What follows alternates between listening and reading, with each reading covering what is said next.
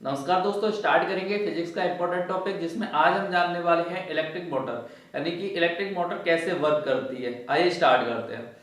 जैसा कि आप डायग्राम में देख पा रहे हो, दो एक मैग्नेट का नॉर्थ पोल और दूसरी तरफ हमने मैग्नेट का साउथ पोल के बीच में एक कॉइल यानी कि एक कॉपर वायर को हमने इस तरीके से राउंडेड रेक्टेंगल शेप में करके वापस कर दिया है। इसे हम कॉइल बोलते हैं। तो कॉइल एक हमने लगा रखी है और इस कॉइल को हमने कनेक्ट कर रखा है एक स्प्लिट रिंग से जो राउंडेड होती है, और बीच में हमने इंसुलेटर लगा रखा है और उसको हमने टच कर रखा है किसके जरिए, एक ब्रुशेस के जरिए, कार्बन ब्रुशेस के जरिए हमने उसे टच कर रखा है लेफ्ट में और राइट में। तो क्या होता है, यानी कि हमने फ्लेमिंग्स लेफ्ट हैंड रूल पढ़ा था। तो फ्लेमिंग लेफ्ट हैंड रूल के अकॉर्डिंग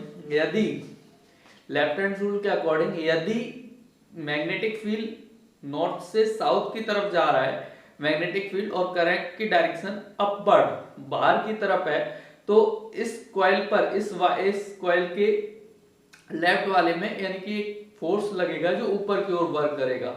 ठीक है, फ्लेमिंग लेफ्ट हैंड रूल के अकॉर्डिंग। तो ये जो हमारी कॉइल का जो लेफ्ट वाला है, जो एरो देख पा रहे हो, ये ऊपर की तरफ उठेगा और फिर क्या होगा, जब ऊपर की तरफ उठेगा तो ये स्प्लिट रिंग की वजह से ये स्प्लिट रिंग राउंड हो जाएगी और जो इधर का पोर्शन है ब्रश से जो टच है वो उस साइड पहुंच जाएगा, राइट साइड। फिर करंट फ्लो होगा, फिर यानी कि जब वो करंट लौट के आ रहा होगा तो फ्लेमिंग के राइट हैंड रूल के अकॉर्डिंग मैग्नेटिक फील्ड अगर हमारी इस तरफ हो, नॉर्थ से साउथ की तरफ हो और करंट की डायरेक्शन इनवर्ट हो, तो फोर्स क्या लगेगा, नीचे की ओर लगेगा।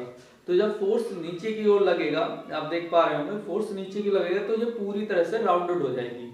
और स्प्लिट रिंग लगाने का रीजन ये था कि अगर ये कॉइल यानी कि पूरी राउंडेड होगी तो उसके वायर आपस में उलझ ना जाए, इसलिए हमने क्या लगा रखा है, उन पे एक स्प्लिट रिंग लगा रखा है और उनको टच कर रखा है ब्रुशेस से, कार्बन ब्रुशेस से। यहाँ पर एक बैटरी सोर्स लगा हुआ है। तो ऐसी रोचक जानकारी के साथ मिलेंगे नेक्स्ट वीडियो में, तब तक के लिए धन्यवाद।